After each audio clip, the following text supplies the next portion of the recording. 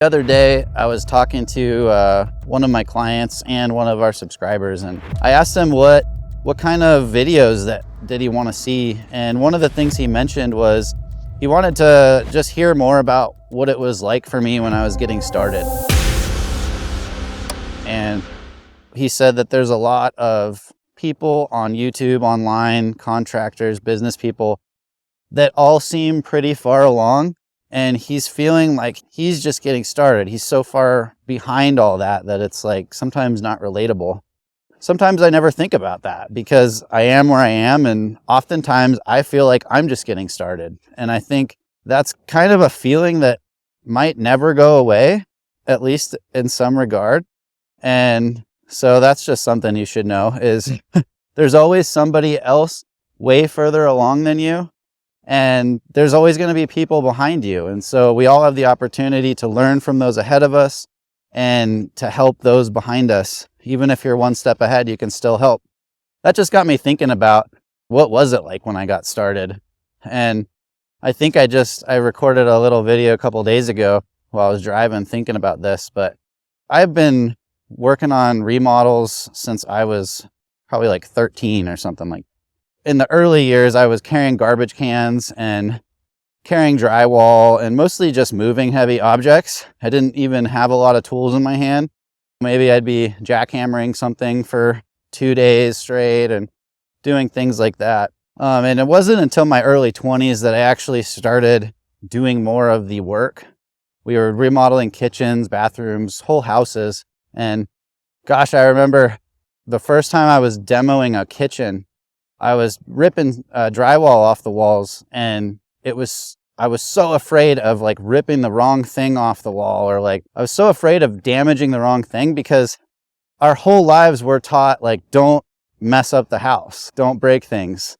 And then when you're doing demo in someone's house or your own house, you're like breaking things. And it's a really odd feeling in the beginning, especially when you don't have a complete understanding of how things go together and exactly what you're doing. Someone says, hey, tear that drywall off the wall. You're like, okay.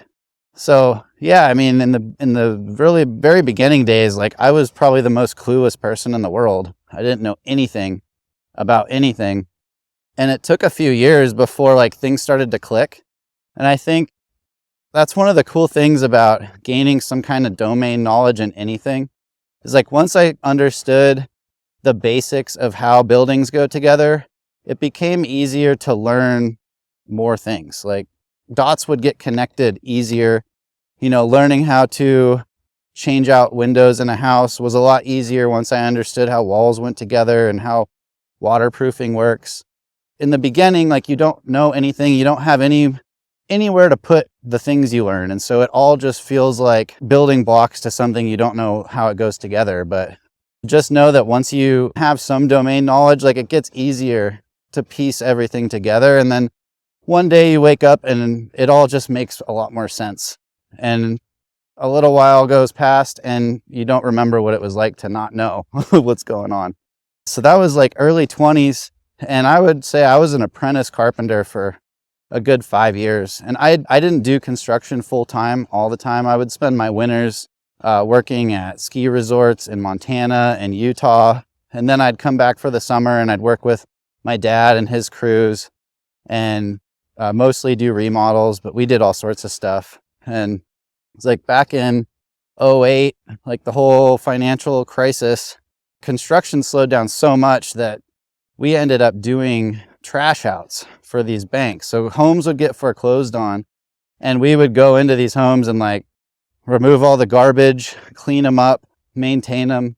And man, you wouldn't believe some of the stuff that was left behind. It's like going to a garbage dump and there would be like freezers full of old meat that had been sitting there for a year. There'd be all this old food, rodents everywhere, garbage everywhere. We were like a band of pirates. We drove around in a caravan of trucks and we had this big dump truck that has I think it still has it. It has like a pirate flag on the side of it. And we thought of ourselves as like kind of like garbage pirates. Like we would go in and clean up all this stuff. It was like a whole family ordeal. And we would look for like goodies and treasures and we found a lot of stuff. My dad still keeps like a ton of the stuff that we found. And we made enough money to keep food on the table. And that was about it. Like the business didn't really make any money for quite a few years. We all had work to do. We all had food on our table. And so it got us through those tough times. I think it was probably around 2011, 2012. Construction picked back up, especially in our area.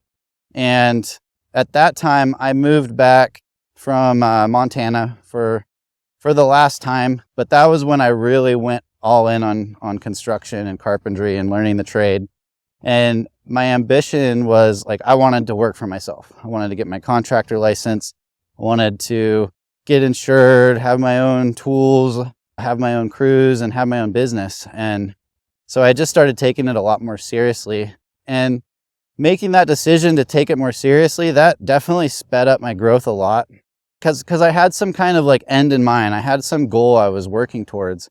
And that made it easier to like get up early in the morning and go out in the freezing cold and spend the day cutting tile with ice crystals coming off the hairs on my hand. And construction can be really difficult job, and it could be dirty, and it could ruin your body sometimes, and it can be thankless sometimes.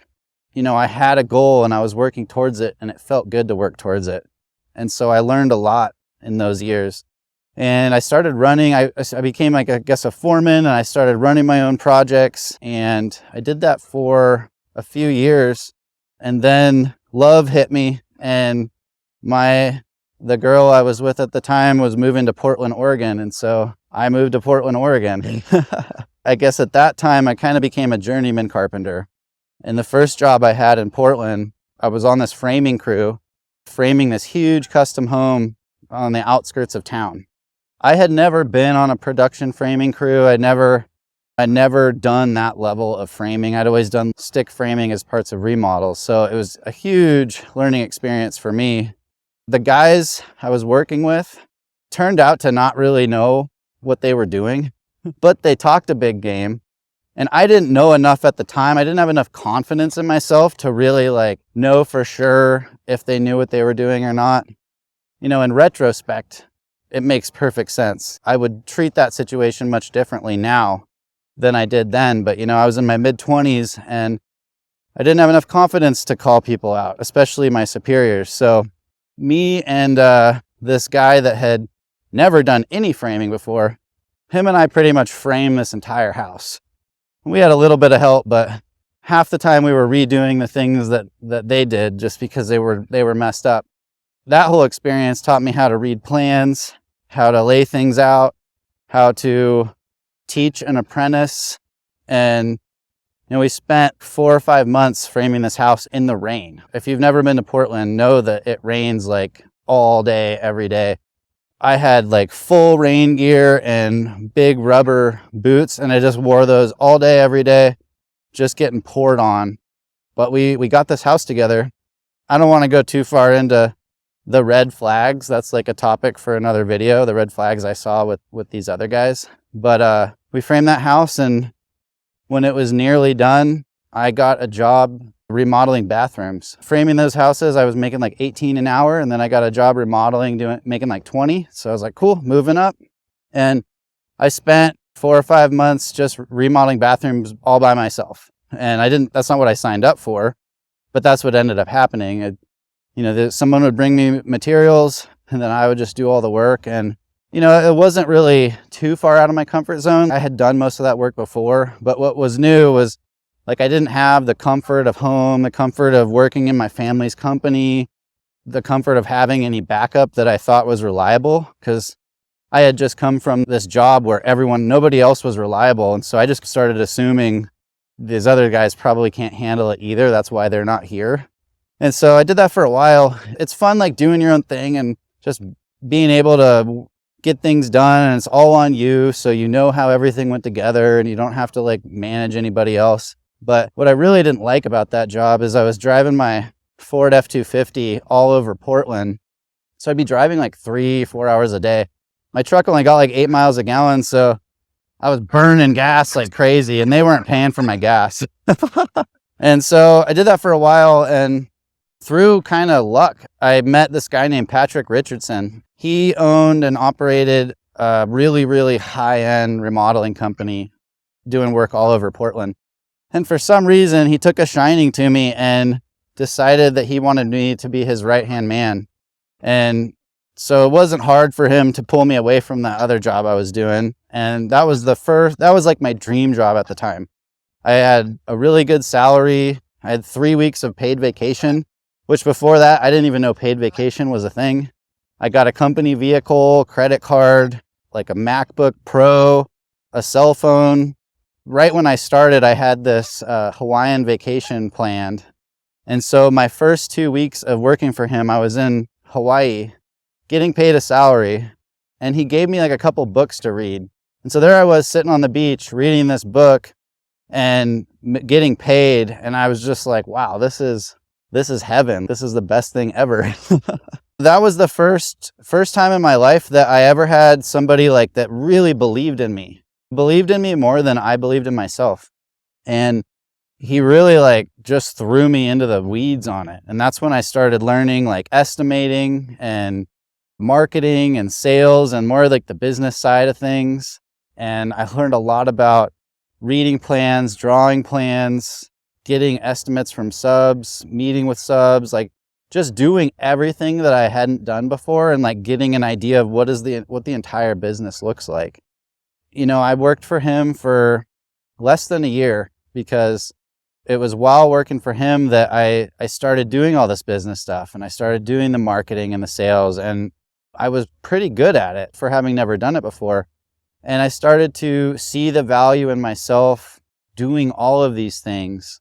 And that dream that I had of working for myself started to creep back in. It's funny because like that was like my dream job. It was a really good job, but it didn't satisfy like that urge to be my own boss and to like be able to walk my own path. I didn't want to be somebody's number two. I wanted to go any direction I wanted. It was about 10 months or so into that. I gave him a 2-month notice because I felt really bad for leaving. And I started my marketing company and just started doing that and started hustling that. And it was like starting from ground zero all over again. I didn't hardly know what I was doing. I wasn't making any money. And it was a huge struggle, but I was doing something for myself and I was making enough to pay the bills at least. And that was really huge. And I did that for a couple of years before I decided to go back into construction because I love building. And at the time, my dad, he always wanted me to come work in the family business. That was his dream. And so in 2020, I moved back to Coeur d'Alene, Idaho, beautiful Coeur d'Alene, partnered with him, became an actual partner of the business, and applied all of these marketing, sales, and business skills that I had acquired over the last couple of years.